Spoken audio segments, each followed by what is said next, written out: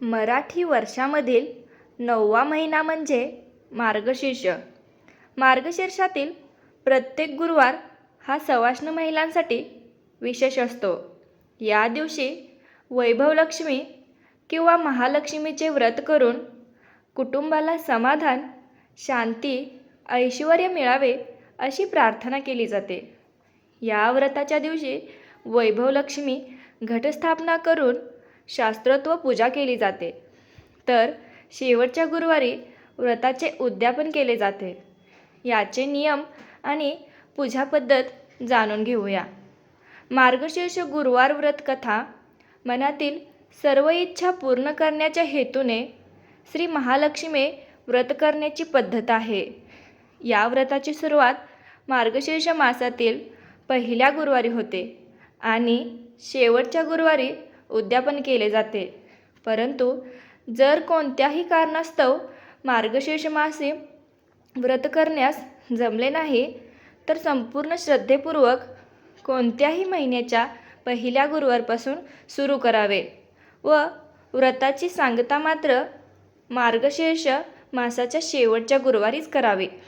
व्रताचे उद्यापन करावयाच्या दिवशी 7 सुवासिनी किंवा 7 कुमारिकींना घरी बोलावून त्यांच्यात महालक्ष्मी स्वरूप जाणून त्यांना हळदी कुंकू लावावे, मनोभावे नमस्कार करावे.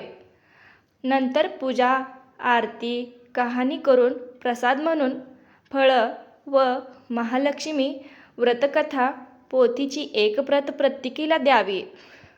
पुरुष हे व्रत करत असतील तर त्यांनी स्त्री किंवा कुमारकींना हातावर हळदी कुंकू वाहावे आणि त्यांना महालक्ष्मी स्वरूप जाणून मनोभावे नमस्कार करावा.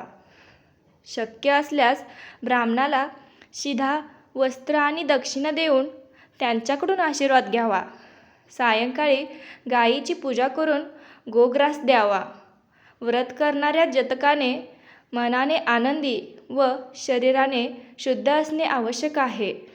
गुरुवारी व्रत करताना चित्त शांत व आनंदी वृत्ती असावी. सर्वांशी प्रेमाने वागावे तसेच प्रसन्न राहावे.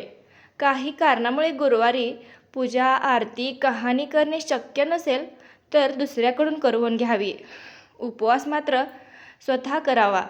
व्रताच्या दिवशी दिवसभर उपवास करावा व संध्याकाळी पूजा, आरती, कहाणी झाल्यावर श्री महालक्ष्मी देवीला नैवेद्य दाखवावे. नंतर कुटुंबियांसमवेत मिष्टान्न भोजन करावे. व्रतामध्ये फळ, दूध वगैरे घ्यावे. निराहार राहू नये. श्री महालक्ष्मीची आरती पूजा पद्धत जाणून घेऊया. घरातील पूजेची जागा स्वच्छ करून रांगोळीने स्वस्तिक काढून त्यावर पाट किंवा चौरंग मांडावा. सभोवती रांगोळी काढावी व मध्यभागी थोडे तांदूळ किंवा गहू वर्तुळाकार पसरून त्यावर हळदी कुंकू व्हावे. एका तांब्याचा कलश स्वच्छ करून कलशाच्या बाहेरच्या बाजूला हळदी कुंकवाची बोटे ओढावे.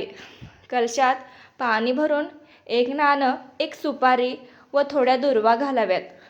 तोंडावर 5 तऱ्हेच्या झाडांचे 5 डहाळं किंवा आंब्याच्या झाडांची पाने रचून त्यावर नारळ ठेवावा.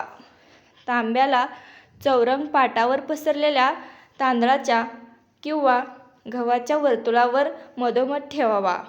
श्री महालक्ष्मी देवीचं चित्र किंवा मूर्ती किंवा स्फटिक श्रीयंत्र असल्यास चित्र न ठेवता त्याची स्थापना करावी.